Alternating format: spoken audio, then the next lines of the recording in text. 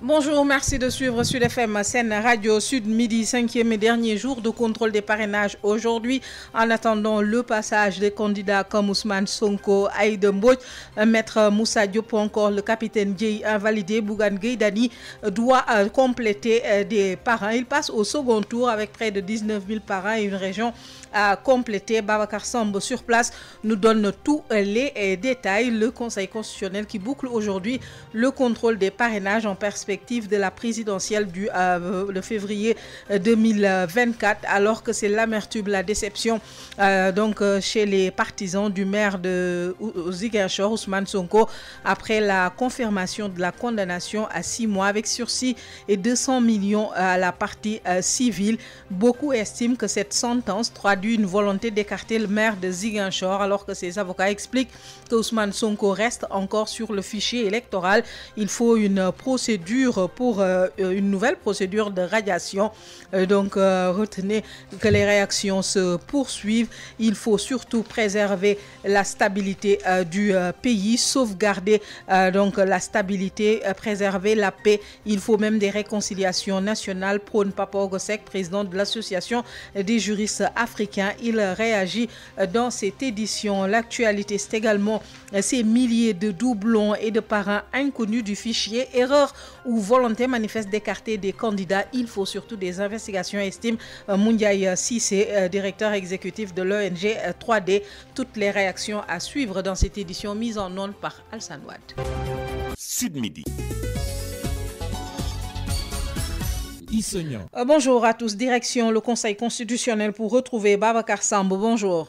Bonjour Aya Isegnan. Vous suivez ce dernier jour du contrôle des parrainages pour la présidentielle. Bougane Gueye Dany passe au second tour des candidats comme Maître Moussa Diop ou encore le capitaine Dièye déjà invalidé. Effectivement, les candidats à la candidature Ibrahim Sissoko qui annonce déjà un recours et capitaine Mamadou Dièye qui sont mis hors course. Leurs candidatures ont été invalidées par le Conseil constitutionnel, de même que celle de Maître Moussa Diop, je vous le rappelle actuellement en prison, aussi rejeté. Son fichier de parrainage n'a même pas fait l'objet de contrôle selon son mandataire. Un dossier incomplet a jugé la commission de contrôle, défaut d'arrestation de la caisse des dépôts et consignation CDC. Précision que l'attestation bancaire de la BNDE qui a été joint au dossier n'a pas été accepté par le Conseil constitutionnel. Par contre, Aïaïs Bougane Gueye Dany peut se rattraper. Le candidat investi de la coalition Bougane 2024 doit combler un gap d'entre 19 000 parrains et une région à compléter aussi, nous a informé son mandataire Mamadou Gueye, qui estime que leur stock leur permettrait de régulariser en principe dans les délais requis. Le se poursuit actuellement ici au Conseil constitutionnel, la commission qui doit encore passer au crible une dizaine de fichiers de parrainage, dont ceux de Amsatou Saou Sidibé, de Aïda Mbodj et même de Ousmane Sonko. Retenez que son avocat et représentant, Maître Ciré Clédor Ly, est aperçu sur les liens avec des documents à la main. Merci beaucoup Babacar Samb. Le contrôle des parrainages qui se poursuit donc au Conseil constitutionnel. La commission doit vérifier plusieurs dossiers de parrainage des candidats, notamment Ousmane Sonko et de Mbodj, vous l'avez rappelé, ou encore Amsatou Sow Sidibé, alors que les candidats Maître Moussa Diop, capitaine Dièye invalidé, Bougane Gueye Dany repasse au second tour. Il a besoin de près de 19 000 parrains et d'une région à compléter. Maître Moussa Diop hors course, dossier incomplet, n'a pas apporté une attestation de la CDC. Son attestation bancaire n'a pas été acceptée par le Conseil constitutionnel, explique son mandataire Boubacar Camara. Il est avec Babacar Samb. Le président de la commission nous a expliqué que parmi les dossiers qu'on a déposés, il se trouve qu'il y a une attestation bancaire de la BNDE avec une demande de caution de 30 millions adressée à la CDC. Mais comme il demande l'attestation de la CDC, donc même si on a déposé 48 848 parrains, ça ne fera pas l'objet de contrôle. Donc il nous a demandé gentiment de libérer la salle. Et je lui ai demandé, est-ce qu'on peut avoir une notification? Il m'a dit, là, ultérieurement, libérer la salle. Donc il ne vous permet même pas de parler ou bien de sortir les documents que vous avez. C'est-à-dire que l'attestation de l'huissier qui montre que Maître Moussa Diop a eu le chèque depuis le 20 de ce mois-là, le 20 décembre. Et donc, on l'a inculpé le 19. Et donc, le chèque-là était bien disponible au niveau de la BND. Mais faute de procuration qu'il a mis au nom de Omar Traoré, vraiment, on ne pouvait pas aller au niveau de la CDC par faute de temps. Parce que Macky Sall ne veut pas qu'il participe. Donc, il a, par le procureur de la République, de tenir la procuration. C'est ça. Donc, on vous a renvoyé? Oui, il nous a renvoyé par l'attestation. Vraiment, je pense que nous, en tant que politiciens, on doit revoir le code électoral et beaucoup de choses. Voilà. Parce que ce tirage-là aussi, il y a des difficultés au niveau des passages avec les clés. Vous savez, beaucoup de gens là ont des problèmes de doublons. Mais il faut savoir que quand vous amenez la clé, on le met dans la machine et là, il faut faire une copie. Et le suivant qui va venir, si tu veux, tu vas mettre ces mêmes parrainages-là, le copier dans l'autre, dans le dossier. Et donc, s'il vient, il va trouver des doublons. Ça aussi, c'est une possibilité. Je ne dis pas que ça peut se faire. Mais moi, si j'étais au niveau du Conseil constitutionnel, et je ne veux pas que quelqu'un passe, c'est ça que je vais faire.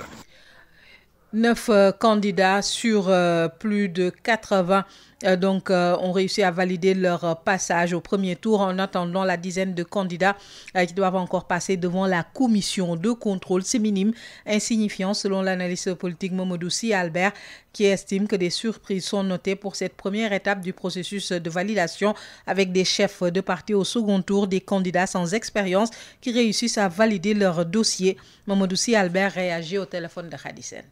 Disons qu'effectivement, il y a des surprises. D'abord, le nombre qui est insignifiant par rapport aux candidats qui ont soumis leur dossier. Il y a également la surprise n'ont pas réussi le passage dès le premier tour. Alors que, paradoxalement, il y a des candidats qui n'ont pas d'appareil politique, qui n'ont pas d'expérience, qui ont réussi à franchir le premier tour. Donc, peut-être la grosse surprise, c'est vraiment le fichier du Conseil constitutionnel, qu'on apprend qu'il y a des parrains qui disposent de cartes d'identité et de cartes d'électeurs qui ne figurent pas dans le fichier du Conseil constitutionnel. Ça, c'est une anomalie. Maintenant, on n'a pas encore une explication. Quel est le décalage? Pourquoi il y a eu pourquoi ces parrains ne figurent pas dans le fichier du Conseil? Je crois que là, il y a quand même matière à réflexion.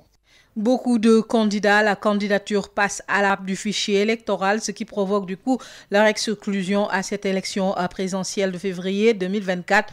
Moundiaye Cissé, directeur exécutif de l'ONG 3D, tente d'apporter des précisions. Lansana Koli. Certains candidats à la candidature à l'élection présidentielle ont été recalés à cause du fichier électoral. Pour le directeur exécutif de l'ONG 3D, Moundiaye Cissé, cela peut relever de la responsabilité inconsciente de l'électeur. Justement, c'est des personnes qui ne sont pas inscrites sur les listes électorales parce que justement, il y a aussi parfois une confusion de personnes qui ont des cartes d'électeurs, qui ont des cartes d'identité mais qui ne sont pas électeurs parce qu'ils se sont inscrits au moment où on n'avait pas ouvert l'inscription la réinscription sur les listes électorales. Ça peut être une explication. Les doublons, qu'ils soient internes ou externes, sont des bêtes noires pour quelques candidats. Moundiaye Cissé exhorte ces derniers à mener un travail de terrain pour éviter ce piège. Mais ce qui est constant, c'est qu'il y a beaucoup de candidats aussi qui ne prennent pas le temps d'aller sur le terrain et de s'assurer du parrainage exclusif de leur liste. Ce qui fait que parfois il y a des candidats qui vont solliciter des groupements de femmes, de parrainage, et ces mêmes parrainages sont parfois commercialisés, sont vendus à d'autres. Ça, c'est une explication. Pour parer à ces manquements, le directeur exécutif de l'ONG 3D, Moundiaye Cissé, préconise de mettre en place un dispositif de parrainage électronique. Et puis, Ousmane Sonko, candidat déclaré à la présidentielle, Il doit effectuer le contrôle des parrainages alors qu'hier, la Cour suprême a confirmé sa condamnation à 6 mois avec sursis et 200 millions à la partie civile. Ousmane Sonko met en jeu son éligibilité pour cette prochaine élection présidentielle, même si ses avocats ont tenu à apporter des précisions, estimant que Ousmane Sonko a été réinscrit dans le fichier électoral à la suite de l'ordonnance du tribunal hors classe de Dakar. Il faut aujourd'hui une nouvelle procédure de radiation pour diffamation pour l'enlever du fichier électoral, ce qui donc constitue de toute façon un coup aux espoirs du maire de Ziguinchor de participer à la prochaine présidentielle. L'Association des juristes africains appelle les acteurs politiques à surtout sauvegarder la démocratie, à préserver la cohésion sociale, à travailler pour le respect des libertés. Pape Ogosek, le président de l'Association des juristes africains, réagit au micro de Mame Diarra Da Silva. La leçon qu'on peut tirer un peu de tous ces faits et que ce soit les acteurs politiques du pouvoir, que ce soit les acteurs de l'opposition, on ne devrait pas être aveuglé par cette course effrénée vers le pouvoir.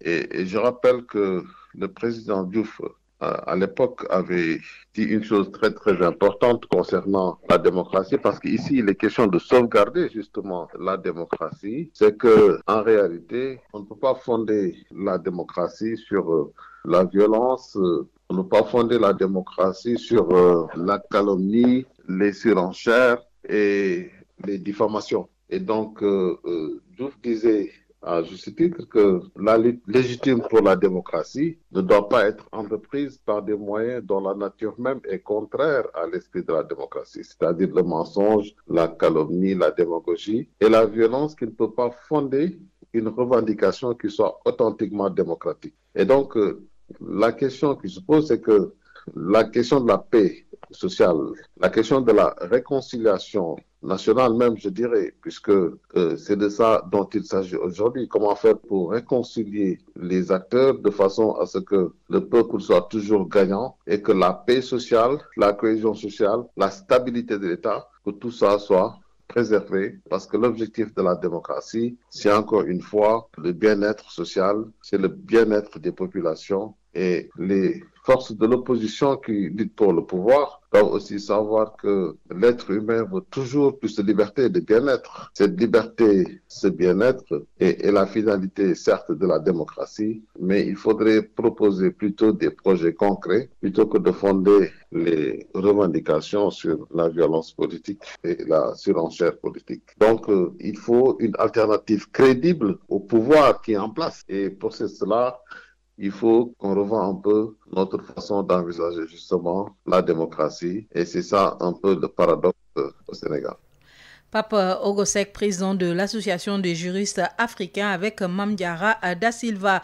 La condamnation de Ousmane Sonko, confirmée hier par la Cour suprême, c'est l'amertume et la déception à Ziguinchor. Ben Michel Konfoudi. Difficile de voir dans les rues de Ziguinchor un citoyen qui approuve le verdict de la Cour suprême qui confirme la condamnation d'Ousmane Sonko dans l'affaire des 29 milliards du Prodac, l'opposant à Mame Mbaye Niang. Oui, l'information, je l'ai reçue, mais je ne suis pas content. J'avais confiance en lui et j'ai pensé que s'il participait, on aura beaucoup de sens, nous les jeunes aussi. Voilà.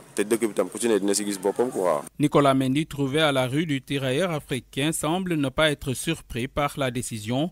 Il estime que celle-ci confirme la faillite de la démocratie et de l'état de droit.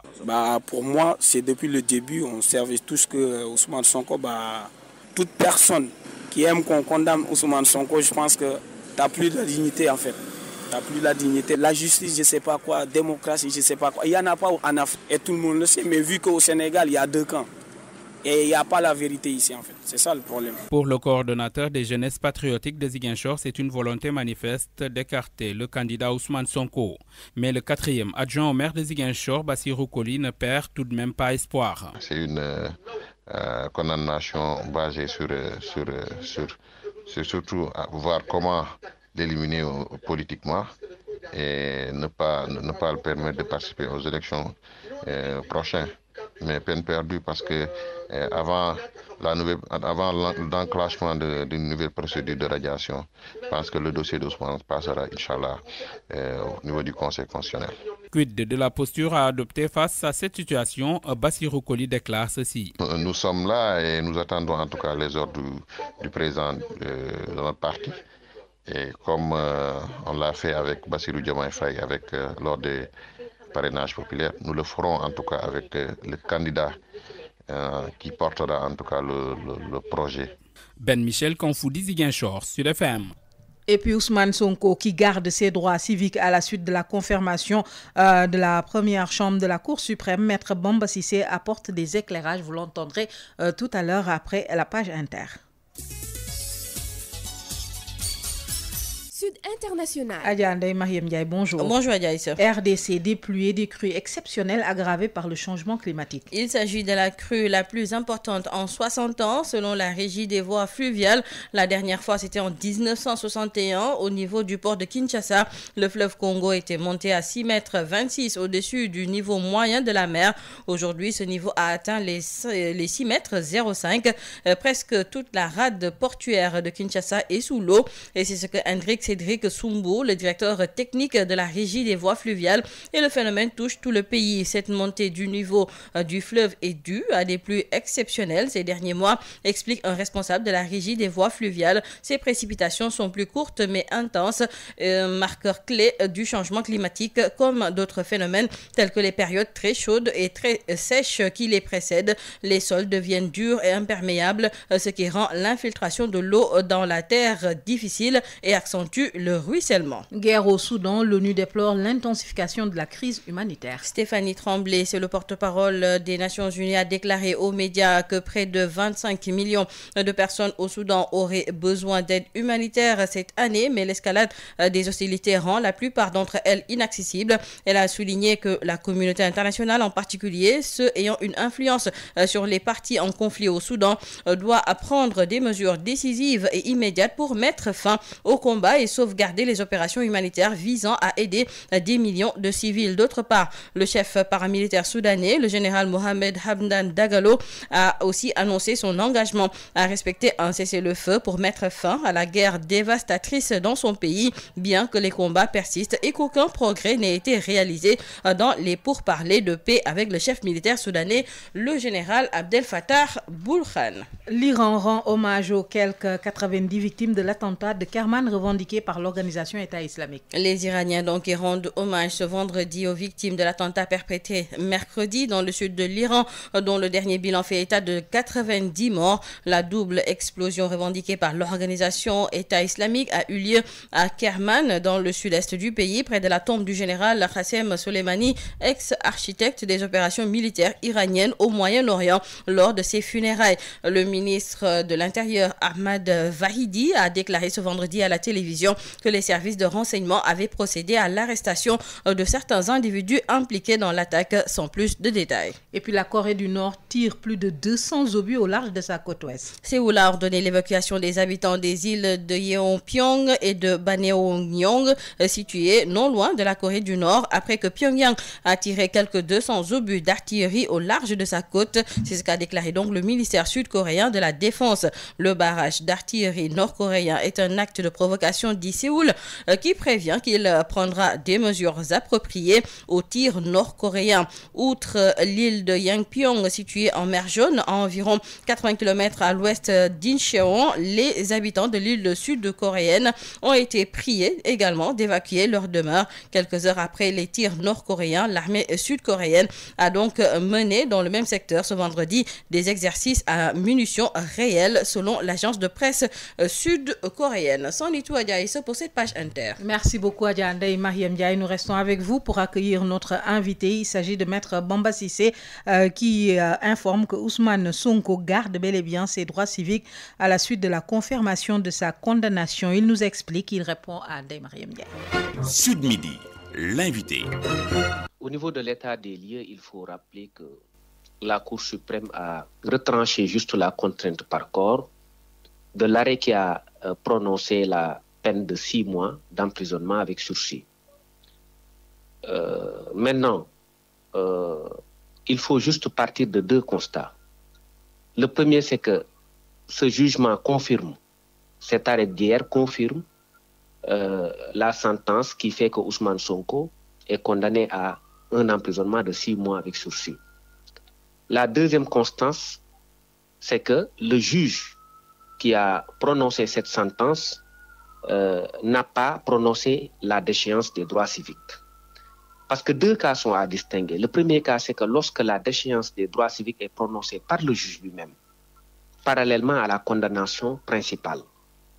Ça, c'est ce qui est prévu à l'article 34 du Code pénal, qui dit que les tribunaux jugeant correctionnellement pourront, dans certains cas, interdire tout ou partie de l'exercice des droits civiques, civils et de famille. Les droits, en particulier de vote et d'éligibilité. Ça doit résulter d'un jugement. Le deuxième cas, c'est que si ça ne résulte pas d'un jugement, il appartient à l'autorité administrative d'aller vers ce qu'on appelle la procédure de radiation. Dans le premier cas, le jugement suffit à radier la personne parce que les juges l'ont décidé d'office. Dans le second cas, les juges ne l'ont pas décidé, mais ont simplement prononcé une peine. À partir de ce moment, l'administration doit compléter la mesure en procédant à une extraction de l'électeur du fichier par le biais de la procédure de radiation. Ça s'est passé comme ça dans l'affaire, par exemple, Adji Raby Sarr, dans le cadre de la procédure de contumace, où Ousmane Sonko a subi cette radiation-là administrative avec un procès à Ziguinchor, un procès à Dakar et un autre procès à Dakar qu'il a réhabilité. Dans le même sillage, si Ousmane Sonko est aujourd'hui réhabilité avec cette décision qui a été rendue par Ousmane Racine Thion, par le tribunal d'instance de Dakar, il appartient à l'État du Sénégal d'user de la même voie, parce que rien ne différencie les deux. La diffamation est un délit, la contumace est un état résultant d'un délit de corruption de mineurs. Si pour la contumace, on doit passer par la procédure de radiation, ça a été le cas. Pour ce qui concerne la diffamation également, la logique également dicte qu'on aille vers cette procédure de radiation. Parce que la privation de droits civiques ne résulte pas directement du jugement. Maintenant, si on notifie à M. Ousmane Sonko la décision, il a un délai de 5 jours pour former un recours devant le juge compétent. Ici, c'est le tribunal d'instance de Dakar qui va se prononcer sur l'illégalité ou non de sa radiation. C'est à partir du moment où sa radiation devient définitive ou passée en force de chose jugée qu'il devient inéligible. Mais tant qu'il est inscrit dans le fichier, il est électeur et il est éligible. Et en droit sénégalais, on dit qu'on ne peut pas refuser l'inscription sur les listes électorales à un citoyen sénégalais qui jouit de ses droits civils et politiques. C'est l'article 28 du Code électoral.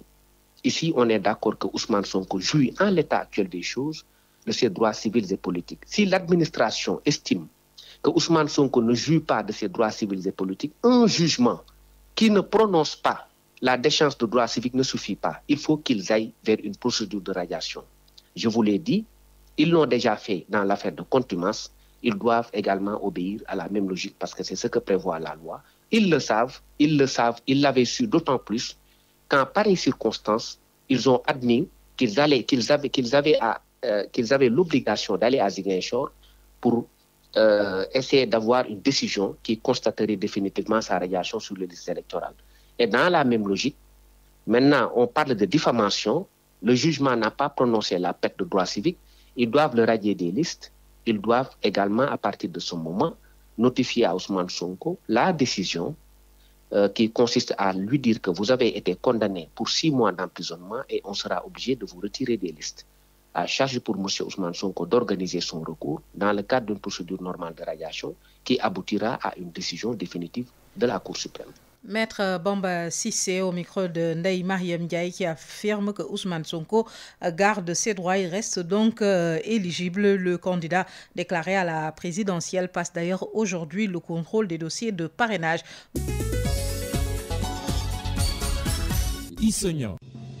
12h45 dans nos studios, fin de cette édition. Merci de l'avoir suivi. Alsan Wade assurer la mise en onde. El Hadj Maodo Faye vous retrouve à 13h pour le journal en Wolof.